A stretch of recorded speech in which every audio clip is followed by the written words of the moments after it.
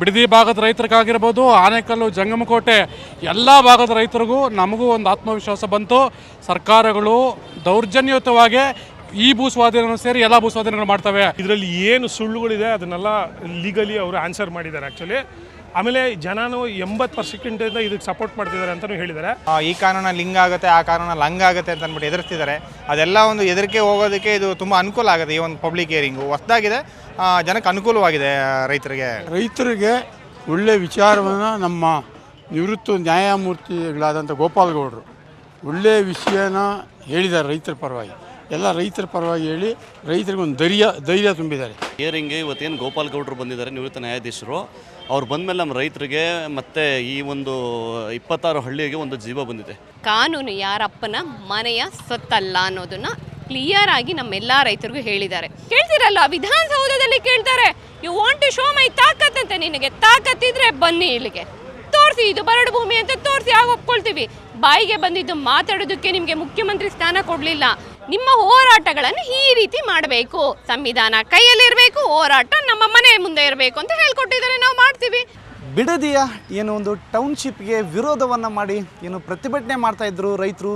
ಇವತ್ತು ಏನು ಬೈರಮಂಗಲದ ಏನು ಸರ್ಕಲ್ನಲ್ಲಿ ಪಬ್ಲಿಕ್ ಹಿಯರಿಂಗ್ ಅಂದರೆ ಸಾರ್ವಜನಿಕ ಅಹವಾಲು ಕಾರ್ಯಕ್ರಮ ಏನು ನಡೀತಾ ಇದೆ. ಹಾಗಾದರೆ ಈ ಒಂದು ಕಾರ್ಯಕ್ರಮವನ್ನು ಏನು ವೀಕ್ಷಣೆ ಮಾಡಿದಂಥ ರೈತರು ಇದರಿಂದ ಏನೇನು ಅಂದರೆ ಕಾನೂನು ತೊಡಕುಗಳ ಬಗ್ಗೆ ಏನೇನು ತಿಳಿದುಕೊಂಡ್ರು ಅನ್ನೋದನ್ನು ಅವ್ರ ಬಾಯಲ್ಲಿ ಕೇಳೋಣ ಬನ್ನಿ. ನಾವಿವತ್ತು ಏನು ಬಿಡದಿಯಲ್ಲಿ ಪಬ್ಲಿಕ್ ಹಿಯರಿಂಗ್ ಅಂತ ಇತ್ತು, ಇವತ್ತು ಆನೇಕಲ್ ಭಾಗದಿಂದ, ಜಂಗಮಕೋಟೆಯಿಂದ, ದೇವನಹಳ್ಳಿ ಭಾಗದಿಂದ ಎಲ್ಲರೂ ಬಂದಿದ್ವಿ.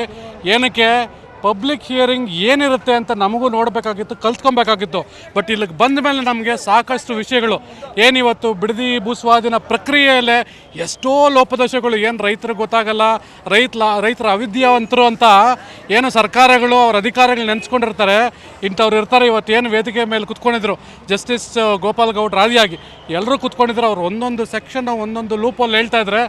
ನಮಗೂ ಬಿಡದಿ ಭಾಗದ ರೈತರಿಗಾಗಿರ್ಬೋದು, ಆನೇಕಲ್ಲು, ಜಂಗಮಕೋಟೆ ಎಲ್ಲ ಭಾಗದ ರೈತರಿಗೂ ನಮಗೂ ಒಂದು ಆತ್ಮವಿಶ್ವಾಸ ಬಂತು. ಸರ್ಕಾರಗಳು ದೌರ್ಜನ್ಯಯುತವಾಗಿ ಈ ಭೂ ಸ್ವಾಧೀನ ಸೇರಿ ಎಲ್ಲ ಭೂ ಸ್ವಾಧೀನಗಳು ಮಾಡ್ತವೆ. ಏನೋ ಅವ್ರ ಅವಶ್ಯಕತೆಗೆ ತಕ್ಕಂತೆ, ಅನುಕೂಲಕ್ಕೆ ತಕ್ಕಂತೆ ಕಾನೂನುಗಳನ್ನ ಮಾಡಿಕೊಂಡು ನಮ್ಮ ಕಿವಿ ಮೇಲೆ ಕಾಲಿಫ್ಲವರ್ ಬರ್ತಾ ಇದ್ದಾರೆ. ಇದನ್ನು ನಾವು ಯಾವುದೇ ಕಾರಣಕ್ಕೂ ಬಿಡೋದಿಲ್ಲ.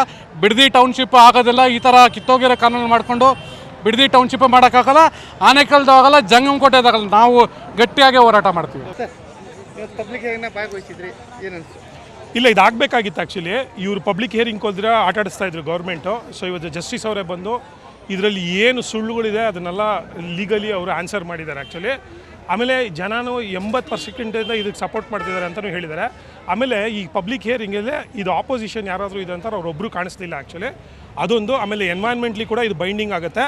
ಆಮೇಲೆ ಇವರು ಏನು ಇವತ್ತು ನೋಟಿಫಿಕೇಷನ್ ಮಾಡಿದ್ರೆ ಅದರ ಅಸಿಂಧು ಕೂಡ ಅಂತ ಕೂಡ ಸುಪ್ರೀಂ ಕೋರ್ಟ್ ಆರ್ಡರ್ ಪ್ರಕಾರ ಅದ್ರ ಕಂಪ್ಲೀಟ್ ಎಕ್ಸ್ಪ್ಲನೇಷನ್ನ ಜನಕ್ಕೆ ಕೊಟ್ಟಿದ್ದಾರೆ ಆ್ಯಕ್ಚುಲಿ. ಸೊ ನಾವು ಇವಾಗಲೂ ಏನು ಹೇಳ್ತಾ ಇದ್ದೀವಿ ಅಂದರೆ ಎಲ್ಲರ ರೈತರು ಸಮಾಧಾನವಾಗಿ ಇದನ್ನು ಕರೆಕ್ಟಾಗಿ ತಿಳ್ಕೊಂಡು ಮಾಡಬೇಕು. ಸುಮ್ಮನೆ ಏನೋ ಕಾಸು ಬರುತ್ತೆ ಅಂತ ಹೇಳಿ ಏನಾದರೂ ಮಾಡೋಕ್ಕಾಗಲ್ಲ, ತುಂಬ ತೊಂದರೆ ಆಗುತ್ತೆ ಆ್ಯಕ್ಚುಲಿ. ಆಮೇಲೆ ಯಾರು ಕೊಡೋದಿಲ್ಲ ಅನ್ನೋದು ರೈತರ ಜೀವನನ ಇವರು ಹಾಳು ಮಾಡಬಾರ್ದು, ಅದನ್ನು ವೆರಿ ಕ್ಲಿಯರಾಗಿ ಹೇಳಿದ್ದಾರೆ. ಆಮೇಲೆ ಇವತ್ತು ಜಸ್ಟಿಸ್ ಅವರೇ ಈ ಕ್ಯಾಂಪೇನ್ಗೆ, ಸೇವ್ ಬಿಡದಿ ಅನ್ನೋ ಕ್ಯಾಂಪೇನ್ಗೆ ಸಪೋರ್ಟ್ ಮಾಡ್ತಾ ಇರೋದ್ರಿಂದ ಇದು ನಾವು ಎಲ್ಲೂ ನಿಲ್ಲಿಸೋ ಅಂಥ ಚಾನ್ಸೇ ಇದಿಲ್ಲ. ಇನ್ನೂ ನಾವು ಈ ಹೋರಾಟನ ಮುಂದುವರ್ಸ್ಕೊಂಡು ಹೋಗ್ತೀವಿ. ಚೀಫ್ ಜಸ್ಟಿಸ್ ಅವರು ಇವಾಗ ಅವರು ಹಿಯರಿಂಗ್ನ ಕೊಡ್ತೀವಿ ಅಂತ ಹೇಳಿದ್ದಾರೆ. ಅದು ಬಂದಿದ ಮೇಲೆ ನಾವೆಲ್ಲರಿಗೂ ಇದಕ್ಕೆ ಇದು ಕೊಟ್ಟು ಎಲ್ಲ ನಾವು ಈ ಮುಂದಿನ ಹೋರಾಟನ ಮುಂದುವರಿಸ್ಕೊಳ್ತೀವಿ. ಪಬ್ಲಿಕ್ ಹಿಯರಿಂಗ್ ಬಂದ್ರಿ, ಏನು ಅನಿಸ್ತು ಸರ್ ಇದು ನೋಡಿ? ಇದು ನಾವು ಹೊಸದಿದು ಮೊದಲನೇ ಬಾರಿ ನೋಡ್ತಿರೋದು. ಈ ಥರದ ಜನಗಳ ಪರವಾಗಿ ಒಂದು ಪಬ್ಲಿಕ್ ಹಿಯರಿಂಗ್ ನಡೀತಿರೋದು ಇದೇ ಮೊದಲು ನಾವು ನೋಡ್ತಿರೋದು. ಇದು ಎಷ್ಟೋ ಜನಕ್ಕೆ ಕಾನೂನಿನ ಅರಿವಿರಲ್ಲ. ರೈತರಿಗೆ ಅವರು ವ್ಯವಸಾಯ, ಹೊಲ ಗದ್ದೆ ಅಷ್ಟರಲ್ಲೇ ಇರ್ತಾರೆ.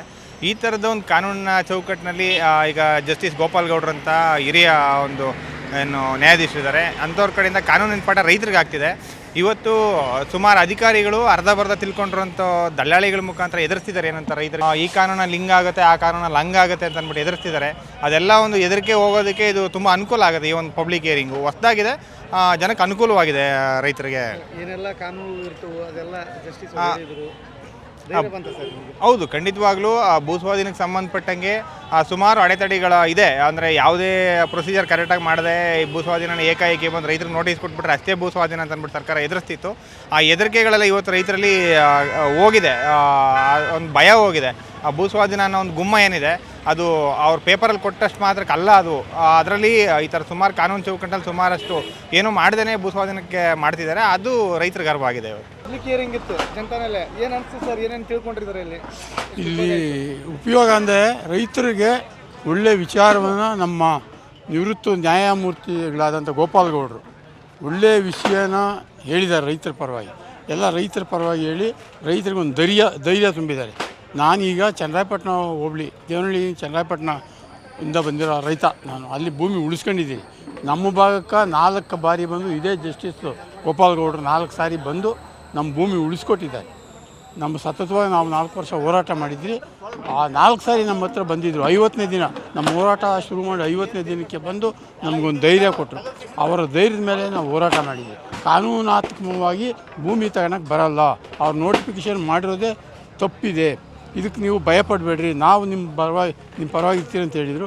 ಆದರೂ ನಾವು ಅವ್ರು 50ನೇ ದಿವಸ ಬಂದರೂ 4 ವರ್ಷ ಹೋರಾಟ ಮಾಡಿದ್ವಿ. ಇವತ್ತಿಲ್ಲಿ ಬಂದರು, ಕಾನೂನು ಬಗ್ಗೆ ತಿಳುವಳಿಕೆ ಹೇಳಿದರು, ಹೆದರಬೇಡ್ರಿ ಧೈರ್ಯ. ಹೌದು, ಖುಷಿ ಆಯಿತು. ಅವ್ರು ಹೇಳೋದೇ ಅದು ರೈತರಿಗೆ. ರೈತರ ಪರವಾಗಿ ಇರೋವಂಥವರು ರೈತರ ಮಗನಾಗಿ, ಅವರು ಒಬ್ಬ ರೈತರ ಮಗನಾಗಿ ರೈತರಿಗೆ ಬೆಂಬಲವಾಗಿ ನಿಂತು ಇವತ್ತು ರೈತತನ ಒಕ್ಕಲ್ತನ ಉಳಿಬೇಕು ಅಂತೇಳಿ ಒಂದು ರೈತರಿಗೆ ಧೈರ್ಯ ಕೊಟ್ಟಿದ್ದಾರಲ್ಲ, ಅದು ಒಂದು ಖುಷಿ ಸಂಗತಿ.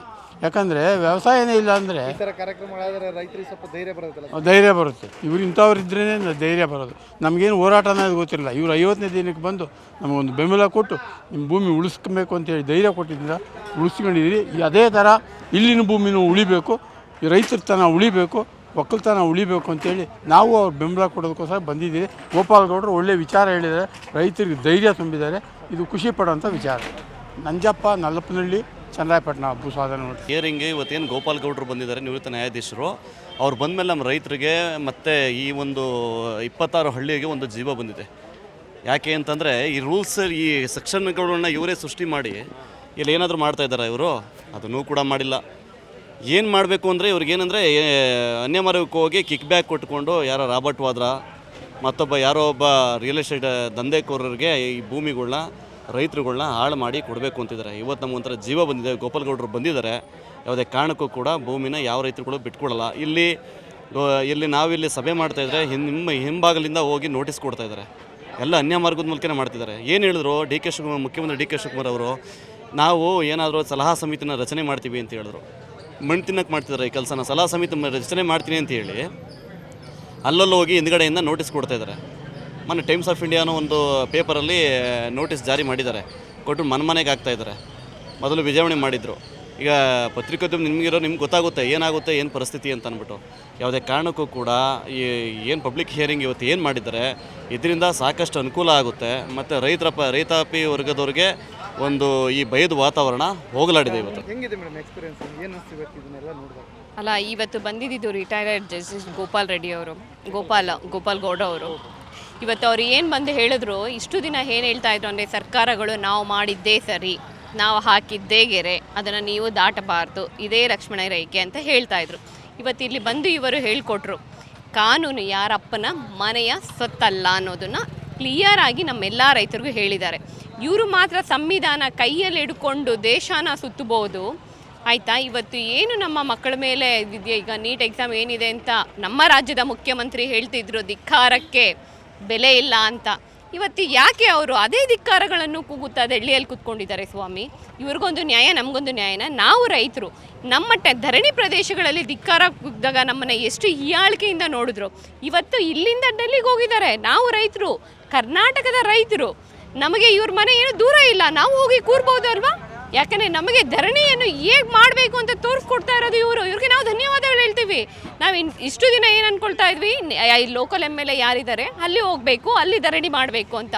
ತಪ್ಪು. ನಾವು ಮಾಡಬೇಕಾಗಿರೋದು ಅದನ್ನೆಲ್ಲ. ನಾವು ಹೋಗಿ DK ಶಿವಕುಮಾರ್ ಅವ್ರ ಮನೆ ಮುಂದೆ ಕೂತ್ಕೊಳ್ಬೇಕು, ಯಾವುದೇ ಕಚೇರಿಗಳಿಗೆ ಹೋಗಬಾರ್ದು.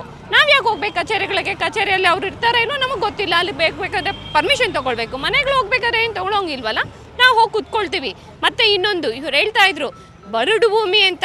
ಸ್ವಾಮಿ, ನಾವು ಬರಡು ಭೂಮಿ ಅಂತಿದ್ರೆ ದಾಖಲೆಗಳನ್ನ ತಂದು ಕೊಡಿ.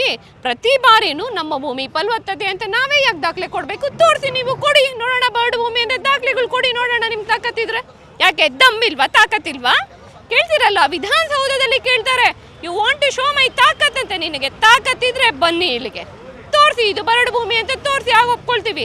ಬಾಯಿಗೆ ಬಂದಿದ್ದು ಮಾತಾಡೋದಕ್ಕೆ ನಿಮಗೆ ಮುಖ್ಯಮಂತ್ರಿ ಸ್ಥಾನ ಕೊಡಲಿಲ್ಲ, ಪೆನ್ನು ಪೇಪರ್ ಕೊಡ್ರಿ ಏನ್ರಿ, ಪೆನ್ನು ಪೇಪರ್ ಕೊಟ್ಟಿದ್ದೀವಿ. ಈಗ ಏನು ಹೇಳ್ತಾರೆ, ನನ್ನ ಕೈಯಲ್ಲಿ ಏನು ಇಲ್ಲ ಇಳಿದ್ ಬಿಡಿ ಸ್ವಾಮಿ. ವಿಧಾನಸಭೆಯಲ್ಲಿ ಸಂಸತ್ತಿನಲ್ಲಿ ಏನು ಸಂವಿಧಾನವನ್ನು ಪ್ರತಿಯನ್ನು ಹಿಡ್ಕೊಂಡಿದ್ರಲ್ಲ, ಇವತ್ತು ರೈತರ ಕೈಯಲ್ಲಿ ಬಂದಿದೆ ಮೇಡಮ್. ಅದೇ ಸಂವಿಧಾನವನ್ನು ಹಿಡ್ಕೊಂಡು ಅದೇ ಮುಖ್ಯಮಂತ್ರಿಗಳ ಮನೆ ಹತ್ರ ಹೋಗ್ತೀವಿ. ಯಾಕಂದ್ರೆ ಅವ್ರು ಹೇಳ್ಕೊಡ್ತಿದ್ದಾರೆ, ನೀವು ಮಾಡ್ತಿರೋದು ವಿಧಾನ ತಪ್ಪು, ನಿಮ್ಮ ಹೋರಾಟಗಳನ್ನು ಈ ರೀತಿ ಮಾಡಬೇಕು, ಸಂವಿಧಾನ ಕೈಯಲ್ಲಿರಬೇಕು, ಹೋರಾಟ ನಮ್ಮ ಮನೆ ಮುಂದೆ ಇರಬೇಕು ಅಂತ ಹೇಳ್ಕೊಟ್ಟಿದ್ದಾರೆ. ನಾವು ಮಾಡ್ತೀವಿ, ಅಲ್ಲಿ ಮಾಡಿ ತೋರಿಸಿದ್ದಾರೆ, ನಾವು ಅವರನ್ನೇ ಫಾಲೋ ಮಾಡ್ತೀವಿ. ಯಾಕಂದ್ರೆ ರಾಜ್ಯದ ಮೊದಲನೇ ವ್ಯಕ್ತಿ ಅವರು, ನಮಗೆ ಅವ್ರನ್ನ ಫಾಲೋ ಮಾಡದೇ ಇದ್ರೆ ಹೇಗಾಗುತ್ತೆ ಸರ್? ಈ ಥರ ಜನತಾ ನ್ಯಾಯಾಲಯಗಳು ಪ್ರತಿ ಹಳ್ಳಿಗಳ ಸಮಸ್ಯೆ ಅಂತ ಬಂದಾಗ ಆದರೆ ಸಾರ್ವಜನಿಕರಿಗೆ ಸರ್, ಹೆಣ್ಮಕ್ಳ ಮೊನ್ನೆ ಪರ್ಕೆ ತಗೊಂಡಿದ್ರು ಅಧಿಕಾರಿಗಳು ನೋಡೋದಕ್ಕೆ. ಅವ್ರು ಹೇಳಿದ್ರು, ನೀವು ಹೊಡಿಬೇಕಾಗಿರೋದು ಅಧಿಕಾರಿಗಳಲ್ಲ ನನ್ನನ್ನ ಅಂತ.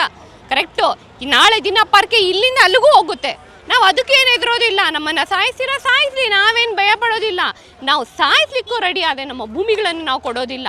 ನಮ್ಮ ಹೆಣ್ಣು ಮಕ್ಕಳನ್ನು ಕೀಳಾಗಿ ನೀವು ನೋಡಿದ್ರೆ ನಿಮಗೆ ಮುಂದಿನ ಶಿಕ್ಷೆ ನಮ್ಗೆ ಗೊತ್ತು, ನಾವು ಕೊಟ್ಟೇ ಕೊಡ್ತೀವಿ. ಕ್ಯಾಮ್ರಾಮನ್ ಮದನ್ ಜೊತೆ ಹಜರತ್ ನದಾಬ್, ವಾರ್ತಾ ಭಾರತಿ, ಬೆಂಗಳೂರು. ನಮ್ಮ ಕಾರ್ಯಕ್ರಮಗಳನ್ನು ನೀವು ನೋಡ್ತಾ ಇದ್ರೆ ನಮ್ಮ ಚಾನೆಲ್ ಅನ್ನ ಸಬ್ಸ್ಕ್ರೈಬ್ ಮಾಡಿ, ಪಕ್ಕದ ಬೆಲ್ ಐಕಾನ್ ಒತ್ತಿ ನಮ್ಮನ್ನ ಬೆಂಬಲಿಸಿ. ಹಾಗೆ ನಮ್ಮ ಕಾರ್ಯಕ್ರಮಗಳನ್ನ ಲೈಕ್ ಮಾಡಿ, ಕಮೆಂಟ್ ಮಾಡಿ, ಅದನ್ನ ಬೇರೆಯವರಿಗೂ ವಾಟ್ಸ್ಆಪ್ ಮೂಲಕ ಶೇರ್ ಮಾಡಿ. ನೀವು ಹೀಗೆ ಮಾಡಿದಾಗ ನಮ್ಮ ಚಾನೆಲ್ ಇನ್ನಷ್ಟು ಮತ್ತಷ್ಟು ಜನರಿಗೆ ತಲುಪಲು ನೀವು ನಮ್ಮೊಂದಿಗೆ ಸಹಕರಿಸಿದ ಹಾಗಾಗುತ್ತೆ. ಇದು ನೀವು ಯಾವುದೇ ಖರ್ಚಿಲ್ಲದೆ ಕೆಲವೇ